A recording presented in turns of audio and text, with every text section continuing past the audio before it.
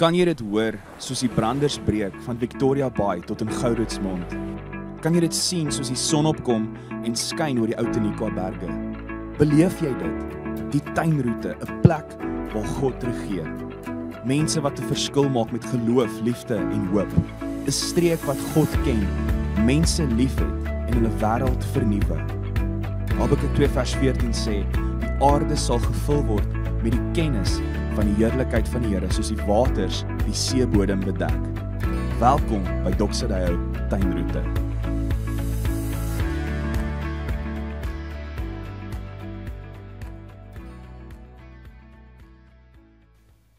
Goeiedag en baie welkom hier saam met ons aanlyn. Ons staan in die begin van 'n nuwe jaar 2026. Wat 'n voorreg om dit saam met die Here en saam met mekaar te kan ingaan en te weet dat die Here is met ons en dat hierdie 'n jaar sal wees. Hierdie jaar behoort aan die Here en dat ek en jy sy wil soek vir dit wat hy oor ons lewens droom en sien. En my naam is Jacques van Wyk en ek het die voorreg om die span te lei hier by Doxadeyo in Auckland, Nieu-Seeland. En die rede hoekom ek saam met jou kuier vandag is dat ons deel is ook van die tuinroete zone en so lekker om weekliks saam met die leiers van al die verskillende kampusse te kan saam kuier en te kan omgee vir mekaar en daar te kan wees vir mekaar. So ek het die voorreg om vandag met jou 'n woord te share en ons is besig met 'n reeks wat ons noem 'n storie van die koning. En dit het begin by Kersdag of so 'n bietjie voor Kersfees. Ons praat oor hierdie koning, die storie van hierdie koning wat gebore is, hierdie koning wat op hierdie aarde gaan wandel het, God wat mens geword het, onder ons kom woon het, gekruisig was, opgestaan het en die feit dat hy aan die einde van die skrif wat ons lees in Openbaring 21 kom hy en Johannes verduidelik hierdie visie en hy verduidelik wat hy sien en God, Jesus wat actually praat uit die troonkamer uit en wat hy sê, hy wat op die troon gesit het, het gesê, kyk ek maak alles nuut. Nou, ek weet nie van jou nie, maar as 'n kind gebore is en dan is dit altyd 'n goeie ervaring en alles is nuut vir 'n mens, maar die eerste woorde wat 'n kind altyd praat, as hulle nou so hier, ek weet nie, so 1 of 2 jaar oud is altyd vir ons baie belangrik, nê. Is, jy weet, mamma of pappa, en daar's altyd 'n bekleierery, wat het hy nou eintlik gesê. Maar daar's ook die laaste woorde van iemand, dink ek is ook verskriklik belangrik. Nou, hierdie is nie noodwendig die laaste woorde van Jesus nie, maar dis die laaste woorde in die skrif, wat ek dink ook so belangrik is, dat ons vir mekaar vra, maar wat beteken hierdie koning, die storie van hierdie koning, en dit wat hy sê, die laaste wat ons beleef, wat hy uitspreek as hy sê, kyk, en daar is 'n belangrike woord, behold, kyk, ek maak alles nuut. En ons wil 'n bietjie vandag oor daai gesels, want ons het begin met die geboorte, maar nou hier, wat sê hierdie koning vir ons? Wat is die effek van hierdie woorde in jou en my lewe? En wat beteken, nou, ek meen, as ons praat oor nuut, en ons het hierdie jaar nogals baie daaroor gesels, want dit is regtig 'n groot konsep wat ons moet verstaan, en moet begryp, want dit kan jou hele lewe verander, maar die woord nuut is so belangrik vir ons, en ons almal hou van nuut, ons almal hou van die nuwe, 'n nuwe huis, 'n nuwe kar, jy weet, 'n nuwe werk, partykeer is baie lekker, is baie goed om te weet, ek gaan by 'n nuwe werk instap, en ek is opgewonde oor dit, 'n nuwe jaar, hier staan ons in 'n nuwe jaar, en ons is opgewonde, want hierdie jaar gaan ons goed anders doen. Ek kyk so hier oor die muur, die afgelope 2-3 dae hier vir my buurman, ewe skielik is daar 'n oefenfiets op sy patio buitekant, so ek sien, dis 'n nuwe jaar, dis nuwe oefen, daar's nuwe goed wat in plek is, nuwejaarsvoornemens, nuwe planne, nuwe begin, ons is almal mal oor nuut. En wanneer die Bybel praat, skrif spesifiek praat oor nuut, ons sien altyd oor ons toekoms, en dat hy die nuwe gaan bring, het gaan nog eendag gebeur, maar eintlik dit is nie wat die Bybel van praat nie, dit gaan gebeur, ons gaan die nuwe sien in sy volheid, eendag as Christus terugkom, maar eintlik gaan dit ook oor 'n werklikheid, wat reeds nou in werking is. As jy daai skrif net weer lees, sê hy baie duidelik, hy sê nie dat ek gaan alles nuut maak nie, hy sê, kyk, ek maak alles nuut. So hy is nou reeds deurlopend, is hy besig en voortdurend besig met hierdie goddelike aksie om alles nuut te maak. Jy sien God wag nie dat die hemel dinge moet begin vernuwe nie. Hy wag nie dat geskiedenis moet eindig voordat transformasie kan begin nie. Die vernuwing het begin die dag toe Christus in hierdie wêreld van ons ingestap het.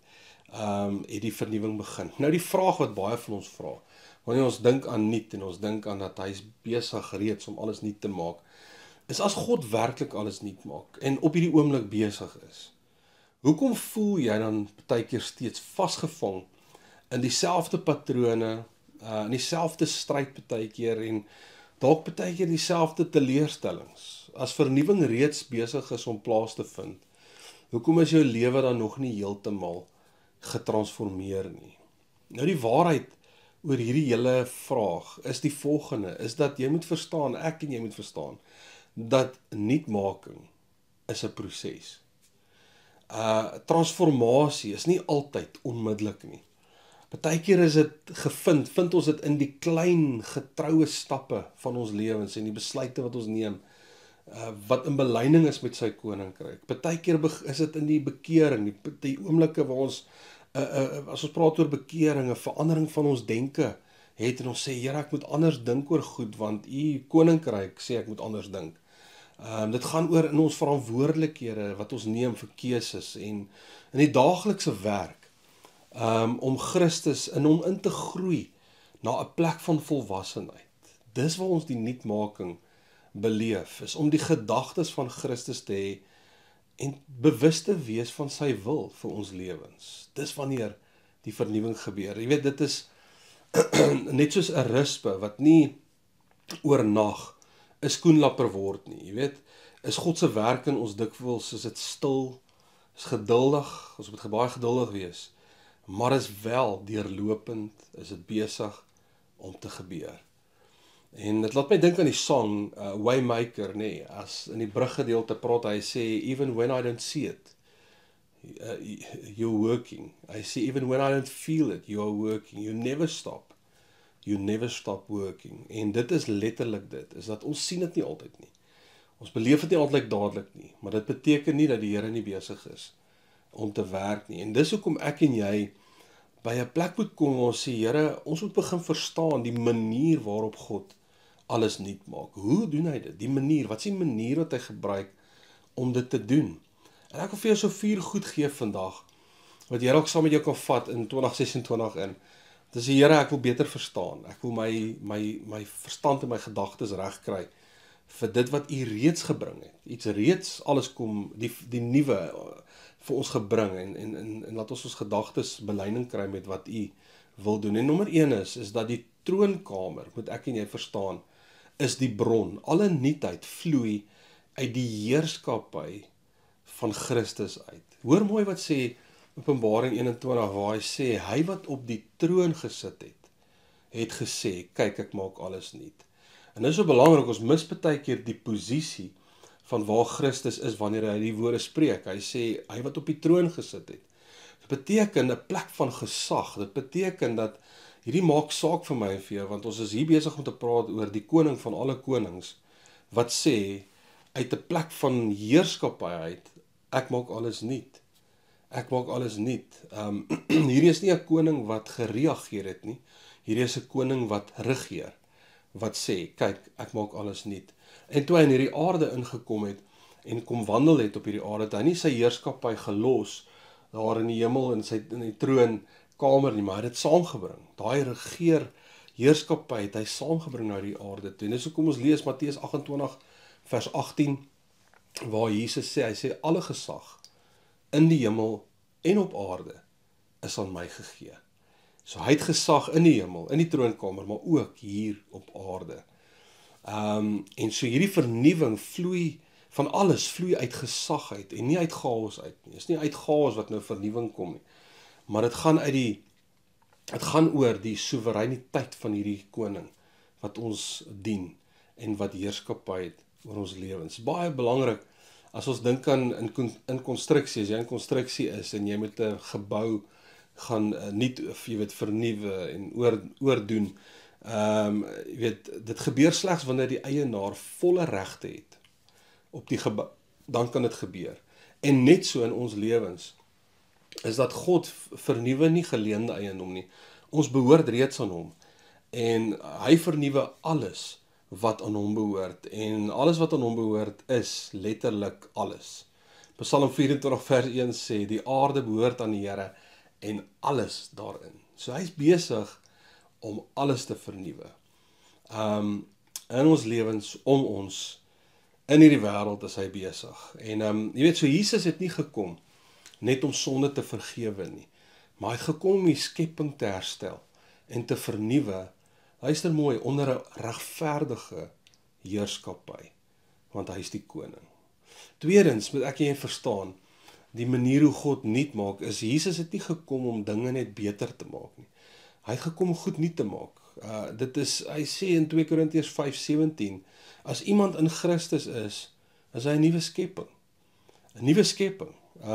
Hy praat nie, Paulus skryf nie van ons is 'n verbeterde skepping nie. Hy praat nie van ons is 'n laslap vernuwing van 'n skepping nie, of 'n effens aangepas nie. Hy praat van dat ons is 'n nuwe skepping.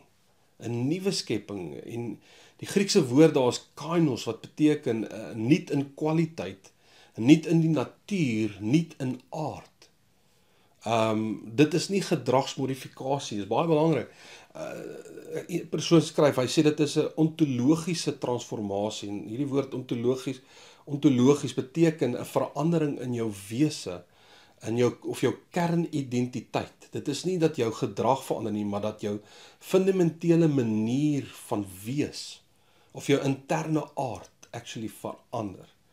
So daar's hierdie dimensie van die nuwe mens, nuwe jy, nuwe skepping, wat God kom bewerk het deur Christus, die koning, en is daar vir ons beskikbaar, is binne in ons moet dit begin uiting gee, ons moet in dit instap, en sê, Here, ons gee dit uiting in ons lewens. Dit is die hele proses van metamorfose, wat ons baie van ken. Ons ken die wurm of die rispe wat in die kokon ingaan, en dan word dan nou 'n skoenlapper. Hierdie hele proses, en ding is belangrik, is 'n metamorfose, is 'n nuwe skepping wat uitkom. Is nie grimering wat ons weer opplak om 'n bietjie mooier te lyk of nie te lyk nie. Dit word getransformeer. Dis hoekom Romeine 12:2 sê, word getransformeer, metamorfose, net deur die vernuwing van jou verstand, om jou gedagtes te vernuwe. So as jy hier kan begin anders dink, die vernuwing hier beleef, sal dit begin uiting vind ook in jou lewe, en dit kom uit ons gees uit. Jy sien, metamorfose van 'n rispe is nie, dit gaan nie oor 'n rispe wat harder probeer om 'n skoenlapper te word nie, of 'n skoenlapper wat nou ewe skielik beter dissipline het nie. Dit gaan oor die dood en die opstanding van hierdie rispe. Dit gaan oor die dood, hy gaan dood en actually word weer lewend in hierdie nuwe skepping van 'n skoenlapper. Jy weet, ek lees 'n stukkie in hierdie week waar 'n ou skryf, hy sê 'n rispe woon nie 'n skoenlapper klasse by om nou 'n skoenlapper te wees nie. Hy sê dit gaan in hierdie kokon in en dit hou op om in sy oorspronklike vorm te bestaan. En net so, Jesus het nie gekom om sondaars te help om harder te probeer nie. Hy het gekom om die ou mens te kruisig, hierdie ou sonde natuur van ons te kruisig en die nuwe mens op te wek, die nuwe skepping van wie ek en jy is. Galasiërs 2 vers 20 sê, ek is saam met Christus gekruisig, dood gegaan. Ek leef nie meer nie, maar is nou Christus wat in en deur my leef. Is dit nie goeie nuus nie? Dit is incredible om hierdie te hoor en te verstaan. Is daar al 'n nuwe dimensie in my lewe vir my beskikbaar is, waarin ek en jy leef. Derdens, die manier hoe Jesus kom nuut maak, is om te verstaan dat hy dit gedoen deur die kruis. Die kruis is die middelpunt van alle nuutheid. Dis die nuutheid waarvan Openbaring 21 praat, is actually gewortel in Golgotha, daar waar Christus gesterf het. Hy sê daarom, as iemand in Christus is hy 'n nuwe skepping. Is om in Christus te wees. Dit beteken dat ons saam met hom gekruisig is. Dit beteken dat ons saam met hom ook opgestaan het in hierdie nuwe lewe. Saam met Christus. Nou, dit is baie belangrik, want nuutheid kom nie oor 'n tydperk nie. Nuutheid gaan oor, jy weet, kom ek sê so, nuutheid kom nie uit die feit dat ek en jy wag oor goeders nie. Dit kom uit hierdie plek uit van die eenheid wat ons het saam met Christus en eenheid met die Vader. Die kruis het die ou menslikheid beëindig en die opstanding van die nuwe mens het dit bewerk. Hoor wat sê Kolossense 1 vers 19, want God was tevrede om alles met homself te versoen. Vrede het hy gemaak deur sy bloed wat vergiet is aan die kruis. Jesus het nie net vir siele gesterf nie, maar hy het gesterf om die kosmos, die alles, te verlos en nuut te maak. Romeine 8:21, die skepping self sal bevry word van sy slawerny en die verrotting, wat hy beleef. Jy kan verder daai skrifgedeelte gaan lees. N.T. Wright, 'n baie bekende teoloog, skryf, hy sê, Jesus' resurrection is the beginning of God's new creation. Not the end of the old one, but the start of a transformed world. Dit gaan nie net oor net my en jou nie, maar ewen hierdie wêreld is besig om getransformeer te word as gevolg van die kruisiging, die opstanding van Jesus Christus. Die vierde manier wat ons moet verstaan hoe God kom nuut maak, is dat die nuutheid is reeds. Dis nou, maar dit is ook nog nie in sy volheid nie. En dis iets wat ons baie keer as gelowiges mee sukkel, ons verstaan nie altyd dit nie, want ons verwag baie keer dat volmaaktheid en die nuwe en die verandering en die transformasie moet dadelik gebeur. Maar God werk deur proses. Hy werk deur proses. Hy kom met stappe in ons lewens en hoe ek en jy, ons praat van co-workership, dat ons in 'n vennootskap is saam met die Here rondom ons lewens, in 'n mederwerkerskap, dis eintlik die regte woord, mederwerkerskap saam met die Here. So hy kom wys vir ons, en hy kom doen goed in ons harte, maar ons doen en ons stap saam met hom, en ons begin goeders verander, en ons begin oorgee, en ons begin instap, en te sien, behold, he's making all things new. So in dit wat ons sien, dink ons anders, en begin ons anders te doen in ons lewens. So ons leef altyd met hierdie tension, nee, van dit is reeds besig om te gebeur, maar dit sal ook nog plaasvind. So hy's besig elke liewe dag, soos ons nou gesê het, Waymaker, even when I don't see it, even when I don't feel it, he's working, he's making all things new. Maar wanneer hy terugkom eendag in sy volheid, met die wederkoms, sal ons in die finale dag sal ons sien hoe die volheid van alle nuutheid sal ons dit beleef wanneer hy kom. En ek dink 'n baie goeie manier om dit te verduidelik is dat, jy weet, soos dagbreek wat breek voordat die son actually heeltemal opkom, is dat die lig is reeds 'n werklikheid. Die lig is reeds 'n werklikheid. Ons sien nog net nie die son nie, maar jy sien al klaar die lig. Jy sal al klaar dat dit lig word en dan sien ons die son. En net so, hy's besig om goed nuut te maak, maar dan sal ons die volheid daarvan beleef. Net vandag, ter afsluiting, net dink ek wat belangrik is dat ek en jy moet besef dat wanneer die Here sê maak alles nuut, bedoel hy alles. Bedoel hy alles. En wanneer ons praat oor alles, kom ons zoom 'n bietjie in ons lewens in. Ons verhoudings, ons trauma, sisteme, stede, nasies, ons harte, ons huise. Die Here wil alles kom nuut maak, ons siel, ons samelewing, ons gedagtes, ons maniere van goed doen. Hy wil alles kom nuut maak. Hy wil alles kom nuut maak. En ek dink dit is so belangrik, Matteus 6 wat sê, u koninkryk kom. Laat u koninkryk kom, u wil geskied, soos wat dit in die hemel is, so ook hier op aarde. En dit is hoekom vandag wil ek vir jou sê, die kerk bestaan. Die kerk bestaan nie om mense bymekaar te trek, om hierdie wêreld te ontvlug nie. Die kerk bestaan om sy vernuwing aan te kondig. Om sy vernuwing te verklaar, om sy vernuwing te kom tentoonstel in hierdie wêreld en dit aan te kondig, sodat mense in dit kan inbeweeg en Christus kan ontdek in hulle lewens. Die vraag is, wat vra hierdie van jou en my? Dit vra dat ek en jy sal oorgee. Dit vra dat ek en jy diensbaar sal begin word in God se koninkryk. Diensbaar sal word na hierdie koning. Ons self sal onderwerp aan sy gesag en sal kom in 'n plek waar ons sê, Here, U is die koning van my lewe, dat ek sal in hierdie mederwerkerskap saam met die Here sal inbeweeg. Dis hoekom Filippense 2 skryf Paulus, vers 12-13, hy sê, luister, jy werk jou redding uit. Jy weet, werk jou redding uit. Hierdie redding wat jy beleef het, jy moet dit uitwerk. Sê 'n ding dat God het, Jesus jou kom red, maar nou is alles verander en alles is nou net mooi. Nee, you have to work it out. Jy moet dit in werking sit in jou lewe, want dit is God wat in jou gewerk het. Hy werk in ons harte, but you have to work it out.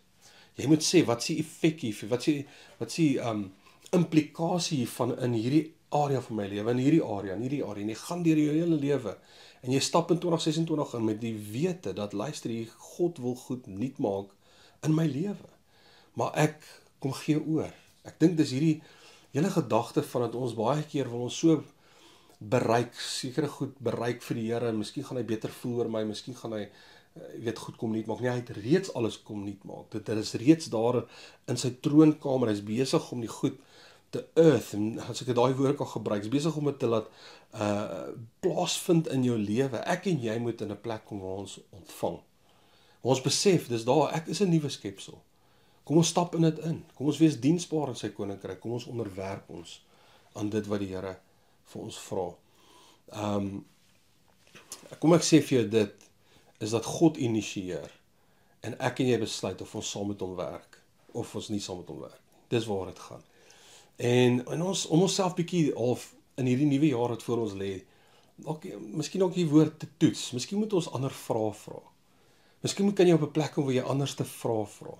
Waar jy sê, Here, nie net wat moet jy kom regmaak nie, my huwelik is dalk vol uitmekaar het, of my verhouding met my kinders, of wat dit ook al mag wees, maar Here, wat wil U kom transformeer? Waar wil U kom nuut maak? Waar wil U kom restoreer? Waar wil U kom die nuwe inbring? Die nuwe manier. Kom inbring, nuwe manier ook hoe ek na hulle moet kyk, of hoe ek hulle moet hanteer, of hoe ek met hulle moet praat. Wat is die nuwe wat U koninkryk wil kom in usher? Ek dink dis 'n Engelse mooi woord. To usher in the kingdom. Wat U wil in usher deur my, in my huwelik, in my verhouding met my kinders. Dis net 'n paar voorbeelde. Miskien moet jy vra, Here, waar is daar oorgawe nodig? Waar moet ek oorgee? Where do I have to surrender? In plaas van om nuwe strategieë en my eie nuwe plannetjies te hê, kom jy op 'n plek hier sê, Here, ek besef, ek kan nie hierdie alleen doen nie. Ek het U nodig. Ek het U nodig om my te help. Hierdie medewerkerskap, wys vir my waar U besig is om nuut te maak, sodat ek dit wat U vir my vra, kan in-usher in hierdie plek en kan sien dat U die nuwe bring in my lewe. C.S. Lewis, ons almal ken van sy goed en wat hy skryf. Ek love net hierdie gedeelte wat hy skryf. Sê God became man to turn creatures into sons. Nou hierdie woord sons is in die Nuwe Testament praat hy van dat we are sons of God. Dis nou ek en jy, vrouens jy ook, dit praat eintlik van die Griekse woord goios wat beteken erfgenaam. Erfgenaam. He turned creatures into heirs. Not simply to produce better men, but to produce a new kind of man. En dis die ding, dat God het gekom, mens geword, om ons te verander, om ons te kom vernuwe, nuwe skepping te maak, 'n nuwe manier, 'n nuwe skepping wat sy koninkryk tentoon gaan stel in hierdie wêreld. En dis my gebed vir jou, vir hierdie jaar 2026. Mag jy die heerlikheid van die Here, die koninkryk van die Here, die heerskapheid van die Here, die nuwe wat dit bring, kom tentoonstel in jou lewe. Mag jy die draer word van die heerlikheid van die Here. Mag jy die draer word van die nuwe lewe. Alles wat hy nuut bring in my lewe, na hierdie wêreld. En mag jy dit beleef in jou huis, mag jy dit beleef in jou werk, en mag jy dit beleef in jou gemeenskap, daar waar jy betrokke is. Dis my gebed vir jou. En my hart vir jou is dat die Here jou sal seën in alle areas van jou lewe, soos wat jy ontdek die nuwe wat die Here kom bring. Want saam met dit beleef ons die guns van die Here. Saam met dit beleef ons die blessings van die Here in al die areas van ons lewens. Mag die Here jou seën en mag jy 'n goeie 2026 hê. En kom ons eer hierdie storie van die koning wat vir ewig sal heers.